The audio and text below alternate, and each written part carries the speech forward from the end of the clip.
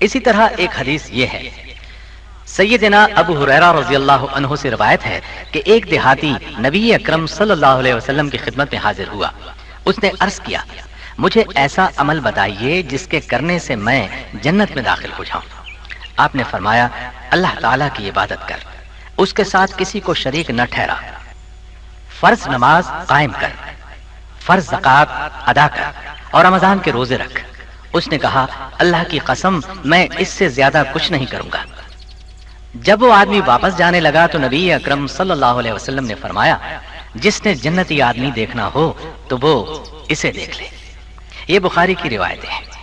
رمضان المبارک کی فضیلت یہ ہے کہ اس کے شروع ہوتے ہی جنت کے دروازے کھول دیے جاتے ہیں اور جہنم کے دروازے بند کر دیے جاتے ہیں۔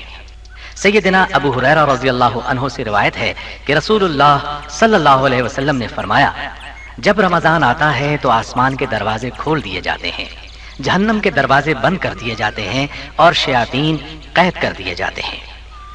رسول اللہ صلی اللہ علیہ وسلم نے فرمایا، رمضان میں عمرہ کرنے کا ثواب میرے ساتھ حج کرنے کے برابر ہے۔ یہ روایت بخاری اور مسلم کی ہے۔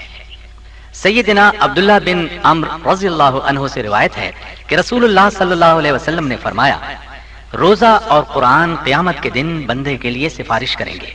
روزہ کہے گا، اے میرے رب، میں نے دن کے وقت اس بندے کو کھانے پینے اور اپنی خواہشات کے پورا کرنے سے روکے رکھا، لہذا اس کے بارے میں میری سفارش قبول فرما۔ قرآن کہے گا، اے میرے رب، میں نے اس بندے کو رات کے وقت سونے سے روکے رکھا، اس کے بارے میں میری سفارش قبول فرما۔ چنانچہ دونوں کی سفارش قبول کی جائے گی۔ یہ حدیث مسند احمد اور طبرانی کی ہے۔ اسی طرح سیدنا ابو ہریرہ رضی اللہ عنہ کہتے ہیں کہ رسول اللہ صلی اللہ علیہ وسلم نے فرمایا، اللہ تعالیٰ فرماتا ہے کہ ابن آدم کا ہر عمل اس کے لیے ہے سوائے روزے کے۔ روزہ میرے لیے ہے اور میں ہی اس کی جزا دوں گا، اور روزہ آگ سے ڈھال ہے، لہذا جس روز تم میں کسی کا روزہ ہو اس روز وہ فحش اور بیہودہ باتیں نہ کرے، اور اگر کوئی دوسرا اس سے گالی گلوچ کرے یا لڑائی کرے تو روزہ دار کو صرف اتنا کہہ دینا چاہیے، میں روزہ دار ہوں۔ اس ذات کی قسم جس کے قبضے میں میری جان ہے، روزہ دار کے منہ کی بو اللہ تعالیٰ کو مشک کی خوشبو سے زیادہ پسندیدہ ہے۔ روزہ دار کے لیے دو خوشیاں ہیں جن میں وہ فرحت حاصل کرے گا۔ پہلی یہ کہ جب وہ روزہ افطار کرتا ہے تو خوش ہوتا ہے، دوسری یہ کہ جب وہ اپنے رب سے ملے گا اور روزے کے بدلے میں اپنے رب سے مقام پائے گا تو خوش ہوگا۔ یہ مسلم کی روایت ہے۔ سیدنا سہل بن سعد رضی اللہ عنہ کہتے ہیں کہ رسول اللہ صلی اللہ علیہ وسلم نے فرمایا، جنت کا ایک دروازہ ہے، اس کا نام ریان ہے، اس سے قیامت کے دن روزہ دار گزریں گے، ان کے علاوہ اس دروازے سے کوئی دوسرا نہیں گزرے گا۔ یہ بخاری اور مسلم کی حدیث ہے۔ اسی طرح ایک حدیث ہے، سیدنا ابو ہریرہ رضی اللہ عنہ سے روایت ہے کہ رسول اللہ صلی اللہ علیہ وسلم نے فرمایا، رمضان کی پہلی رات ہی شیاطین اور سرکش جن قید کر دیے جاتے ہیں، جہنم کے سارے دروازے بند کر دیے جاتے ہیں، ان میں سے کوئی ایک دروازہ بھی کھلا نہیں رہنے دیا جاتا، اور جنت کے سارے دروازے کھول دیے جاتے ہیں، ان میں سے کوئی ایک دروازہ بھی بند نہیں رہنے دیا جاتا، اور ایک منادی کرنے والا فرشتہ اعلان کرتا ہے، اے بھلائی کے چاہنے والے آگے بڑھ، اے برائی کے چاہنے والے رک جا۔ اور رمضان کی ہر رات اللہ تعالیٰ لوگوں کو جہنم سے آزاد کرتا ہے۔ یہ ابن ماجہ کی حدیث ہے۔ سیدنا جابر رضی اللہ عنہ سے روایت ہے کہ رسول اللہ صلی اللہ علیہ وسلم نے فرمایا، اللہ تعالیٰ ہر روز افطار کے وقت لوگوں کو جہنم سے آزاد کرتا ہے۔ یہ ابن ماجہ کی حدیث ہے۔ ایک حدیث اور سن لیں۔ سیدنا عمرو بن مرہ جوہنی رضی اللہ عنہ سے روایت ہے کہ ایک آدمی نبی اکرم صلی اللہ علیہ وسلم کی خدمت میں حاضر ہوا اور عرض کیا، اے اللہ کے رسول، اگر میں گواہی دوں کہ اللہ کے سوا کوئی معبود نہیں، آپ اللہ کے رسول ہیں، پانچوں نمازیں پڑھوں، زکوٰۃ دوں اور رمضان کے روزے رکھوں اور رات کو قیام کروں یعنی تراویح پڑھوں، تو میرا شمار کن لوگوں میں ہوگا؟ نبی اکرم صلی اللہ علیہ وسلم نے فرمایا، صدیقین اور شہداء میں شمار ہوگا۔ یہ ابن ماجہ کی حدیث ہے۔ اب میں روزے کی اہمیت پر کچھ روشنی ڈالوں گا۔ سیدنا انس بن مالک رضی اللہ عنہ سے روایت ہے کہ رسول اللہ صلی اللہ علیہ وسلم نے رمضان کا مہینہ شروع ہونے پر فرمایا، یہ مہینہ جو تمہیں نصیب ہو رہا ہے، اس میں ایک رات ایسی ہے جو اپنی قدر اور منزلت کے اعتبار سے 1000 مہینوں سے بہتر ہے۔ جو شخص اس کی سعادت حاصل کرنے سے محروم رہا وہ ہر بھلائی سے محروم رہا۔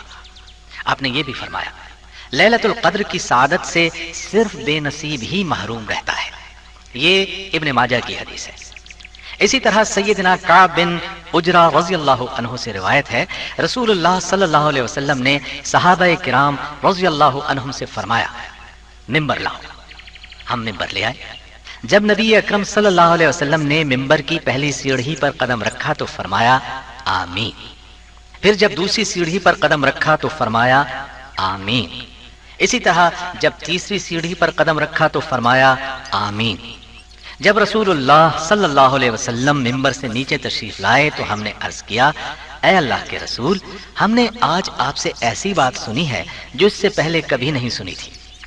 اس پر آپ صلی اللہ علیہ وسلم نے فرمایا جبریل میرے پاس آئے اور کہا اس آدمی کے لیے ہلاکت ہو جس نے رمضان کا مہینہ پایا اور اپنے گناہوں کی بخشش اور معافی نہ کرا سکا۔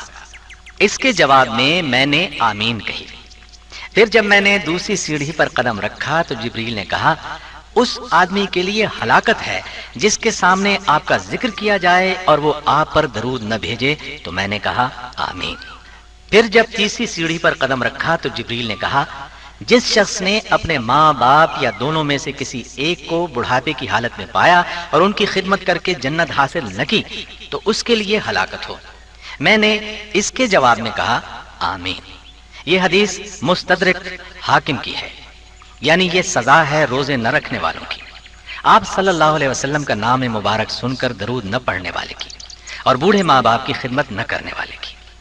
اب ہم آگے چلتے ہیں کہ روزے کی اہمیت کے سلسلے میں آپ کو ایک حدیث سنا چکا ہوں۔ اس میں یہ ذکر ہے کہ رمضان المبارک میں ایک ایسی رات ہے جو 1000 مہینوں سے بہتر ہے۔ اس رات کا نام لیلۃ القدر ہے۔ اب میں اس رات کے بارے میں بتاتا ہوں۔ سیدنا ابو ہریرہ رضی اللہ عنہ سے روایت ہے کہ رسول اللہ صلی اللہ علیہ وسلم نے فرمایا جس نے لیلۃ القدر میں ایمان کے ساتھ ثواب کی نیت سے قیام کیا اس کے گزشتہ تمام گناہ معاف کر دیے جاتے ہیں۔ یہ بخاری اور مسلم کی حدیث ہے۔ اور سنیے، سیدہ عائشہ رضی اللہ عنہا سے روایت ہے کہ رسول اللہ صلی اللہ علیہ وسلم نے فرمایا رمضان کے آخری عشرے کی طاق راتوں میں لیلۃ القدر کی تلاش کرو۔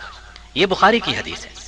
اور سنیں، سیدہ عائشہ رضی اللہ عنہا فرماتی ہیں کہ رسول اللہ صلی اللہ علیہ وسلم رمضان کے آخری عشرے میں باقی دنوں کی نسبت عبادت میں بہت زیادہ کوشش کیا کرتے تھے، اور جب رمضان کے آخری 10 دن شروع ہوتے تو رسول اللہ صلی اللہ علیہ وسلم عبادت کے لیے کمر بستہ ہو جاتے، راتوں کو جاگتے اور اپنے اہل و عیال کو بھی جگاتے۔ یہ ابن ماجہ اور مسلم کی روایتیں ہیں۔ سیدنا ابو ذر غفاری رضی اللہ عنہ فرماتے ہیں کہ رسول اللہ صلی اللہ علیہ وسلم نے فرمایا جس نے رمضان میں امام کے واپس ہونے تک امام کے ساتھ قیام کیا، یعنی نماز تراویح باجماعت ادا کی، اس کے لیے ساری رات قیام کا ثواب لکھا جائے گا۔ یہ ترمذی کی حدیث ہے۔ اسی طرح سیدنا عثمان بن عفان رضی اللہ عنہ سے روایت ہے میں نے رسول اللہ صلی اللہ علیہ وسلم کو فرماتے ہوئے سنا ہے جس نے عشاء کی نماز باجماعت ادا کی اس نے گویا نصف رات قیام کیا، اور جس نے نماز عشاء باجماعت ادا کرنے کے بعد صبح کی نماز باجماعت ادا کی اس نے گویا ساری رات قیام کیا۔ ان تمام روایتوں سے ایک ہی مطلب نکلتا ہے، وہ یہ کہ لیلۃ القدر پانے کے لیے رمضان المبارک کے آخری عشرے کی طاق راتوں میں عبادت کی انتہا کر دیں۔ لیلۃ القدر میں نبی کریم صلی اللہ علیہ وسلم یہ دعا مانگا کرتے تھے، اللهم انك عفو تحب العفو فاعف عني۔ اے اللہ تو بہت معاف کرنے والا ہے، معاف کرنا پسند کرتا ہے، لہذا مجھے معاف فرما۔ ابھی تک آپ نے اعتکاف کے بارے میں نہیں بتایا۔ ہاں، میں اب اسی طرف آ رہا تھا۔ رمضان کے آخری عشرے کا اعتکاف بہت بڑی فضیلت کی چیز ہے۔ اعتکاف کے معنی ہے کسی چیز کی طرف متوجہ ہو کر اس کے لیے یکسوئی سے بیٹھ رہنا۔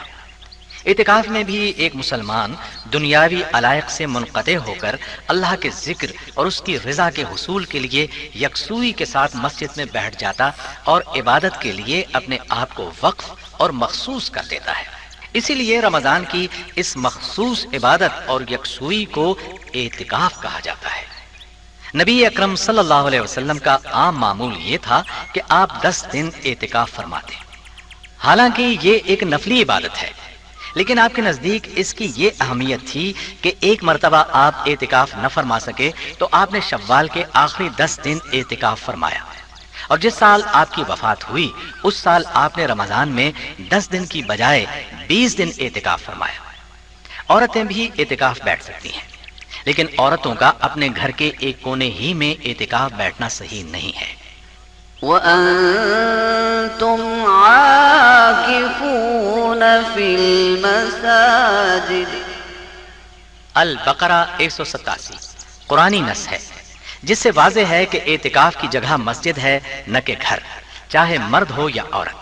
چنانچہ صحیح بخاری میں وضاحت موجود ہے کہ نبی اکرم صلی اللہ علیہ وسلم کے زمانے میں آپ کی ازواج مطہرات بھی اعتکاف بیٹھا کرتی تھیں، اور ان کے خیمے مسجد نبوی ہی میں لگتے تھے۔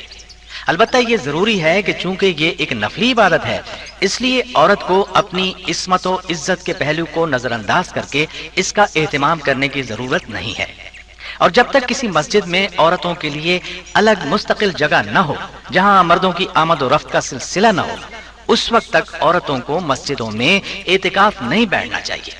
ایک فقہی اصول ہے، درء المفاسد اولا من جلب المصالح، یعنی خرابیوں سے بچنا اور ان کے امکانات کو ٹالنا مصالح حاصل کرنے کی نسبت زیادہ ضروری ہے۔ اس لیے عورت گھر میں اعتکاف نہ بیٹھے، کیونکہ گھر اعتکاف کی جگہ نہیں ہے، اور نہ مسجد میں اس وقت تک بیٹھے جب تک کہ اس کی عزت و آبرو کی حفاظت کا مکمل انتظام نہ ہو، کیونکہ ایک نفلی عبادت کے مقابلے میں اس کے لیے اس کی عزت و آبرو کی حفاظت زیادہ ضروری ہے۔ رمضان المبارک میں قرآن مجید کی تلاوت کا بھی زیادہ سے زیادہ اہتمام کرنا چاہیے۔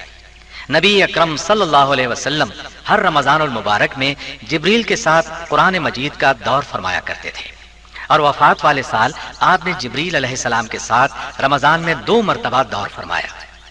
اعتکاف کے کچھ مسائل بھی سن لیں۔ سیدہ صفیہ رضی اللہ عنہا فرماتی ہیں، رسول اللہ صلی اللہ علیہ وسلم اعتکاف میں تھے، میں رات کو نبی اکرم صلی اللہ علیہ وسلم سے ملنے کے لیے آئی اور باتیں کرتی رہی۔ واپس جانے کے لیے اٹھی تو نبی اکرم صلی اللہ علیہ وسلم مجھے چھوڑنے کے لیے اٹھ کر کھڑے ہو گئے۔ یہ بخاری اور مسلم کی حدیث ہے۔ اسی طرح سیدہ عائشہ رضی اللہ عنہا فرماتی ہیں کہ اعتکاف بیٹھنے والے کے لیے سنت یہ ہے کہ وہ بیمار پرسی کو نہ جائے، جنازے میں شریک نہ ہو، بیوی کو نہ چھوئے اور نہ اس سے مجامعت کرے، اعتکاف کی جگہ سے ضروری کام کے بغیر نہ نکلے، یعنی قضائے حاجت اور غسل کے لیے جا سکتا ہے، یعنی جن کاموں کے بغیر کوئی چارہ نہ ہو ان کے لیے جا سکتا ہے۔ اعتکاف روزے کے ساتھ ہی ہو سکتا ہے اور مسجد میں ہوتا ہے۔ یہ ابو داؤد کی حدیث ہے۔ سیدہ عائشہ رضی اللہ عنہا سے روایت ہے کہ نبی اکرم صلی اللہ علیہ وسلم رمضان المبارک کا آخری عشرہ یعنی 21 رمضان سے 30 رمضان اعتکاف فرمایا کرتے تھے، یہاں تک کہ آپ صلی اللہ علیہ وسلم نے وفات پائی۔ آپ کے بعد آپ کی ازواج مطہرات نے اعتکاف فرمایا۔ یہ مسلم کی حدیث ہے۔ حضرت عبداللہ بن عمر رضی اللہ عنہما کہتے ہیں، رسول اللہ صلی اللہ علیہ وسلم نے فرمایا، عورتوں کو مسجدوں میں جانے سے منع نہ کرو، لیکن نماز پڑھنے کے لیے ان کے گھر مساجد سے بہتر ہے۔ یہ ابو داؤد کی روایت ہے۔ یہاں یہ بھی سن لیں کہ اگر کسی کو پورے 10 دن میسر نہ آ سکیں تو جتنے دن میسر آئیں اتنے ہی دنوں کا اعتکاف کر لینا چاہیے۔ ایک حدیث سنیں۔ حضرت عبداللہ بن عمر رضی اللہ عنہما سے روایت ہے کہ حضرت عمر رضی اللہ عنہ نے نبی اکرم صلی اللہ علیہ وسلم سے پوچھا، میں نے زمانہ جاہلیت میں مسجد حرام میں ایک رات کا اعتکاف کرنے کی نذر مانی تھی، پوری کروں یا نہ کروں؟ آپ صلی اللہ علیہ وسلم نے فرمایا، اپنی نذر پوری کر۔ اس سے معلوم ہوا کوئی اعتکاف کی نذر مان لے تو پوری کرے۔ چند اور ضروری مسائل بھی سن لیں۔ رمضان کے فرض روزوں کے علاوہ ہم نفلی روزے بھی رکھ سکتے ہیں۔ نبی اکرم صلی اللہ علیہ وسلم رمضان کے بعد شوال کے مہینے میں 6 روزے رکھتے تھے۔ ان کو شوال کے روزے کہا جاتا ہے۔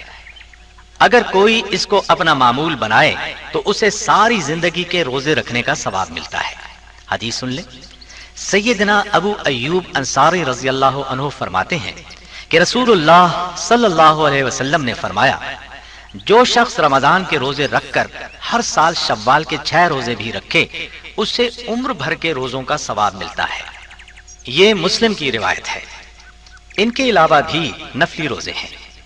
سیدنا ابو قتادہ رضی اللہ عنہ کہتے ہیں کہ رسول اللہ صلی اللہ علیہ وسلم نے فرمایا، ایک رمضان سے دوسرے رمضان کے درمیانی عرصے میں ہر ماہ 3 دن کے روزے رکھنا عمر بھر کے روزے رکھنے کے برابر ہے۔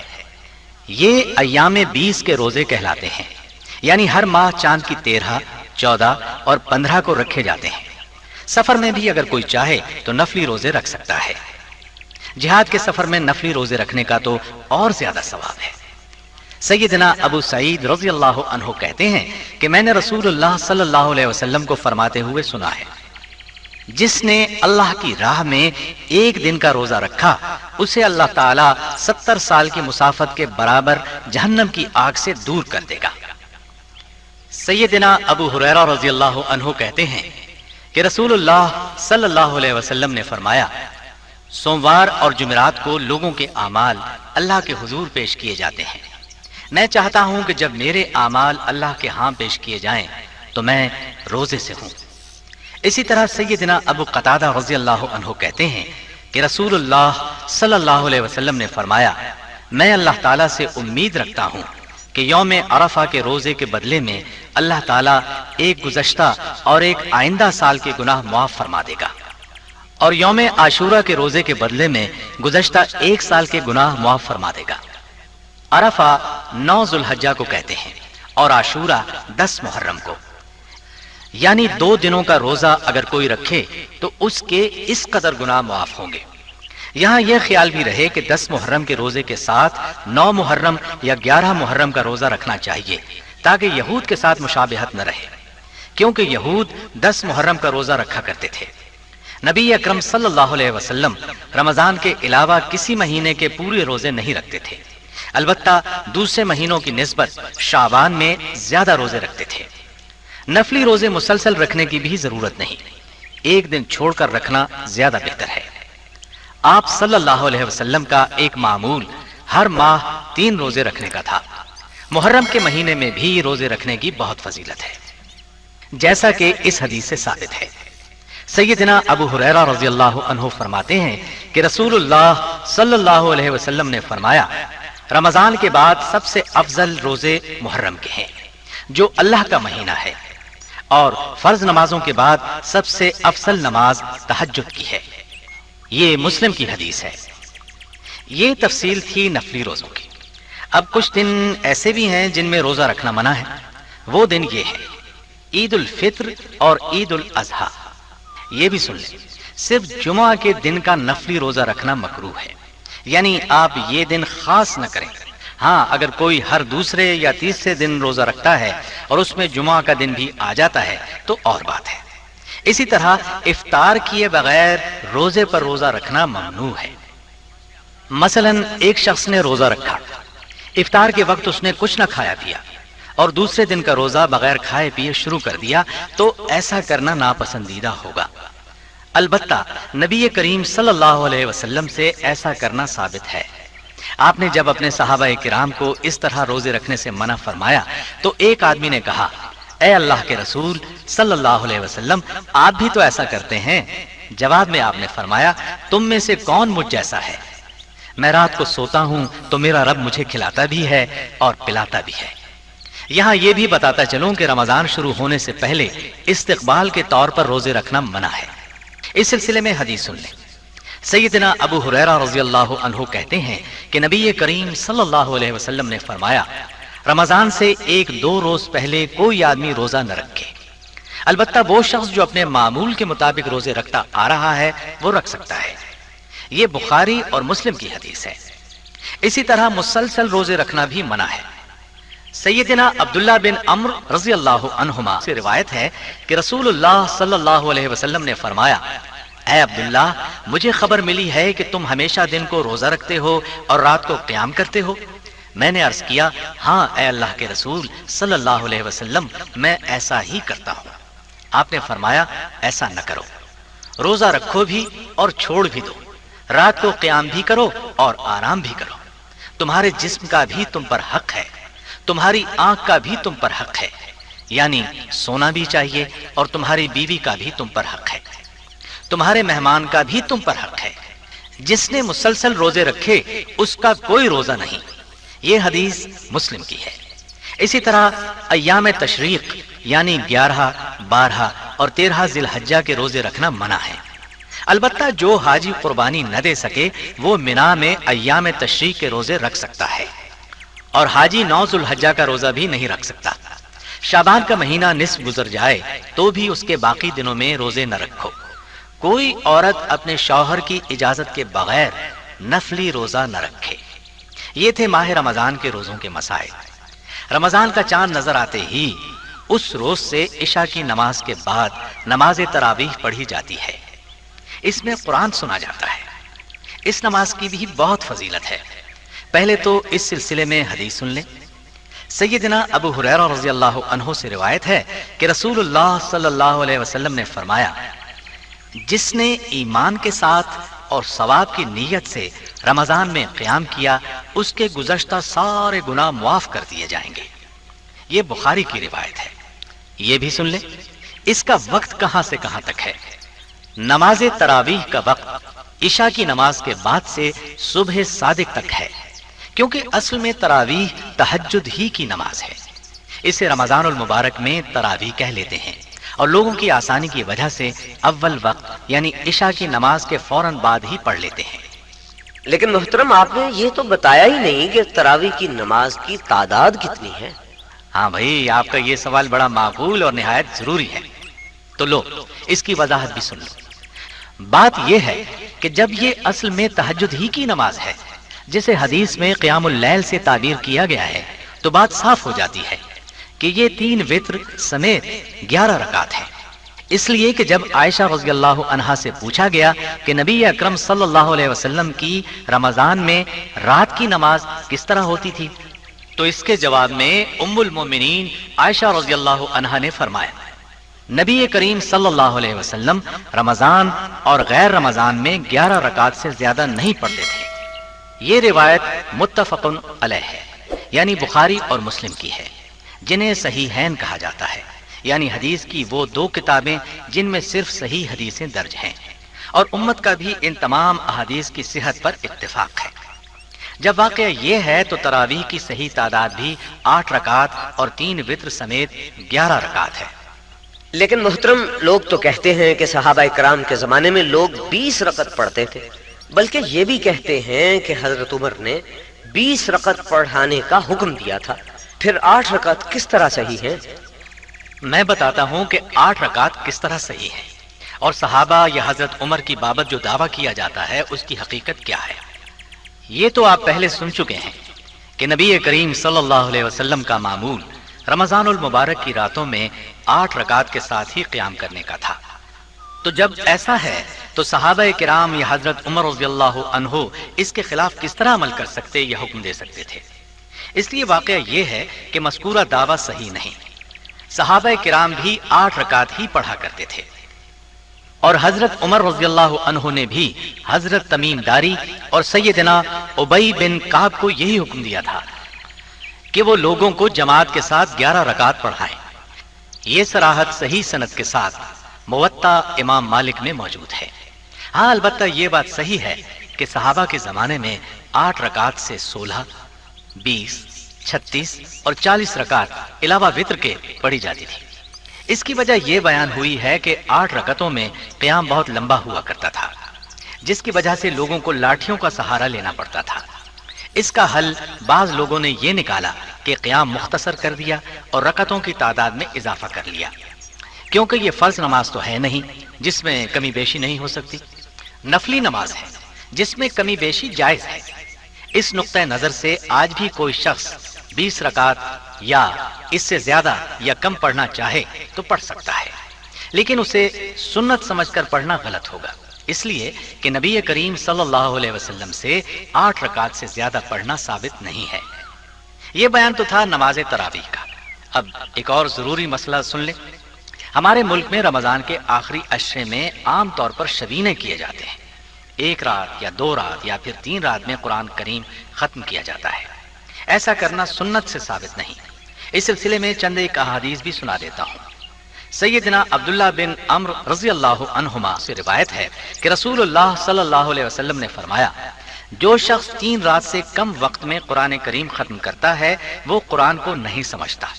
اسی طرح سیدہ عائشہ صدیقہ رضی اللہ عنہا فرماتی ہیں، میں نہیں جانتی کہ نبی اکرم صلی اللہ علیہ وسلم نے کبھی صبح تک سارا قرآن مجید ختم کیا ہو۔ یہ ابو داؤد اور ابن ماجہ کی احادیث ہیں۔ معاف کیجئے گا فاروق صاحب، میں نے عید کے موقع پر مولوی حضرات کو صدقہ فطر کے بارے میں اعلانات کرتے سنا ہے۔ مہربانی فرما کر یہ بھی بتاتے چلیں صدقہ فطر کیا ہوتا ہے؟ شکریہ، ویسے میں اب اسی طرف آ رہا تھا۔ سنیے، صدقہ فطر فرض ہے۔ اس کا مقصد یہ ہے کہ روزوں کے دوران ہم سے کچھ گناہ سرزد ہو جاتے ہیں، غلطیاں ہو جاتی ہیں۔ صدقہ فطر ادا کرنے سے انسان ان گناہوں سے پاک ہو جاتا ہے۔ یہ بھی سن لیں، صدقہ فطر نماز سے پہلے ادا کر دیا جانا چاہیے، ورنہ عام صدقہ شمار ہوگا، اور صدقہ فطر انہی لوگوں کو دیں جو زکوٰۃ کے حقدار ہیں۔ اب صدقہ فطر کی مقدار بھی بتا دوں۔ گھر کے ہر فرد کے بدلے میں 1 صاع وزن کے برابر چیز دی جاتی ہے۔ 1 صاع 2.5 کلو کے برابر ہوتا ہے۔ صدقہ فطر ہر مسلمان غلام ہو، آزاد ہو اور مرد ہو یا عورت، چھوٹا ہو یا بڑا، روزے دار ہو یا غیر روزہ دار، صاحب نصاب ہو یا نہ ہو، تمام پر فرض ہے۔ صدقہ فطر میں آپ گندم، چاول، جو، کھجور، منقع یا پنیر، جو چیز آپ کے استعمال میں ہو دے سکتے ہیں۔ یہ گھر کے سرپرست کو گھر کے تمام افراد کی طرف سے ادا کرنا چاہیے۔ اس سلسلے کی احادیث بھی آپ کو سنا دوں۔ سیدنا ابن عباس رضی اللہ عنہ سے روایت ہے کہ رسول اللہ صلی اللہ علیہ وسلم نے صدقہ فطر روزے دار کو بےہودہ اور فحش باتوں سے پاک کرنے کے لیے نیز محتاجوں کے کھانے کا انتظام کرنے کے لیے فرض کیا ہے۔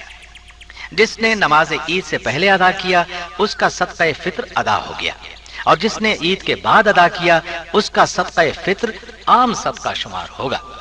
اسی طرح سیدنا ابن عمر رضی اللہ عنہ سے روایت ہے کہ رسول اللہ صلی اللہ علیہ وسلم نے صدقہ فطر 1 صاع کھجور یا 1 صاع جو غلام، آزاد، مرد، عورت، چھوٹے بڑے ہر مسلمان پر فرض کیا ہے، لیکن جس شخص کے پاس 1 دن رات کی خوراک میسر نہ ہو وہ صدقہ فطر ادا کرنے سے مستثنا ہے۔ یہ حدیث بھی سن لیں۔ سیدنا ابو سعید رضی اللہ عنہ فرماتے ہیں کہ ہم صدقہ فطر 1 صاع غلہ یا 1 صاع کھجور یا جو یا منقع یا پنیر دیا کرتے تھے۔ اس کے ساتھ ہی عید کے مسائل سن لیں۔ سیدنا انس رضی اللہ عنہ فرماتے ہیں کہ رسول اللہ صلی اللہ علیہ وسلم عید الفطر کے دن کھجوریں کھائے بغیر عیدگاہ کی طرف نہیں جاتے تھے، اور نبی اکرم صلی اللہ علیہ وسلم طاق عدد میں کھجوریں نوش فرماتے تھے۔ ابن عمر رضی اللہ عنہما فرماتے ہیں کہ نبی اکرم صلی اللہ علیہ وسلم عیدگاہ کی طرف پیدل جاتے تھے اور پیدل ہی واپس آتے تھے۔ یہ حدیث بھی ہے کہ ایک راستے سے جاتے اور دوسرے سے واپس آتے تھے۔ نماز عید بستی سے باہر کھلے میدان میں پڑھنا سنت ہے۔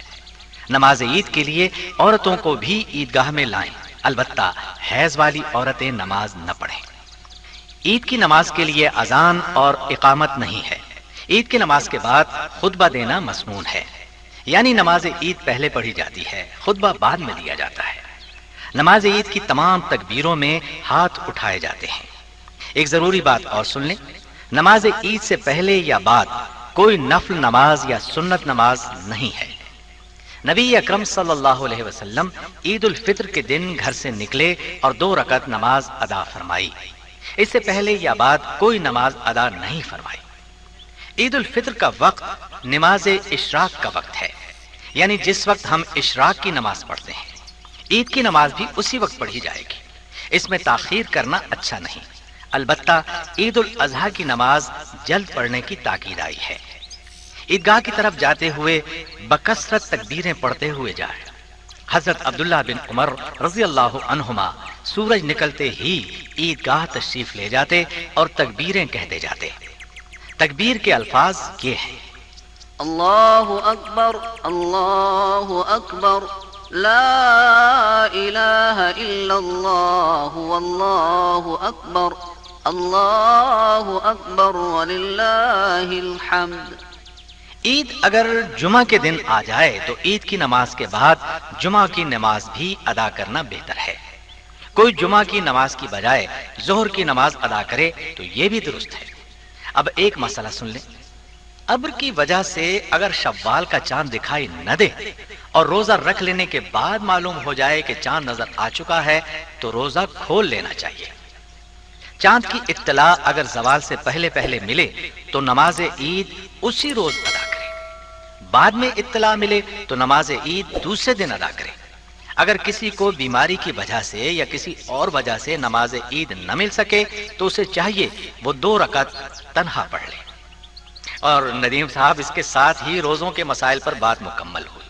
اب آپ کا یہ فرض بنتا ہے کہ کل ہی سے روزہ شروع کر دیں، اور آج تک آپ نے جو سستی کی اس پر اللہ سے توبہ و استغفار کریں اور آئندہ کے لیے عہد کریں کہ کبھی رمضان کے روزے ترک نہیں کروں گا، اور اپنے گھر والوں کو بھی یہ سب باتیں سنائیں۔ اگر آپ یہ کہتے ہیں کہ میں یہ سب باتیں زبانی اپنے گھر والوں کو یا دوست احباب کو کیسے بتا سکتا ہوں، تو اس کی آسان ترکیب مجھ سے سن لیں۔ یہ میرے پاس ایک کیسٹ ہے، اس کیسٹ کا نام ہے تحفہ رمضان۔ اس میں یہ سب باتیں ریکارڈ کی گئی ہیں۔ ہمارے ملک کا ایک ادارہ ہے دارالسلام اسٹوڈیو، یہ کیسٹ آپ اس ادارے سے خرید سکتے ہیں۔ صرف یہی نہیں، اس جیسی اور بہت سی کیسٹس اور سیریز بھی خرید سکتے ہیں۔ اللہ تعالی ہم سب کو عمل کی توفیق عطا فرمائے، آمین۔ محترم سامعین، ابھی آپ تحفہ رمضان سن رہے تھے۔ آپ نے یقیناً محسوس کیا ہوگا کہ آپ نے ایک کام کی چیز سنی ہے۔ ہم اس قسم کے موضوعات منتخب کر کے ان کو کیسٹوں اور سیریز کی صورت میں آپ تک پہنچا رہے ہیں۔ ہماری بے شمار کیسٹس اور سیریز اس وقت مارکیٹ میں دستیاب ہیں، اور ہم مزید موضوعات کو تلاش کر رہے ہیں۔ اس طرح یہ سلسلہ جاری اور ساری رہے گا انشاءاللہ۔ دارالسلام اسٹوڈیو تلاوت قرآن مجید، ترجمہ، سیرت النبی، قصص الانبیاء، صحابہ کرام، ائمہ اعظام اور محدثین کے حالات و واقعات، نیز نماز، روزہ، حج اور دیگر عبادات کا صحیح طریقہ، بچوں اور عورتوں کے لیے انتہائی دلچسپ اور سچی کہانیاں، اور وہ سب کچھ جس سے نئی نسل کی تربیت اسلامی خطوط پر ہو سکے، آڈیو کیسٹس اور سیریز میں پیش کر رہا ہے۔ دارالسلام اسٹوڈیو دارالسلام پبلشرز اینڈ ڈسٹریبیوٹرز کا ایک حصہ ہے، جو اسلامی کتب کی اشاعت کا بین الاقوامی ادارہ ہے، جس کا ہیڈ آفس سعودی عرب کے دارالحکومت ریاض میں واقع ہے۔ پاکستان میں اس کا ایڈریس نوٹ کر لیں: دارالسلام اسٹوڈیو، 50 لوور مال، نزد ایم اے او کالج، لاہور۔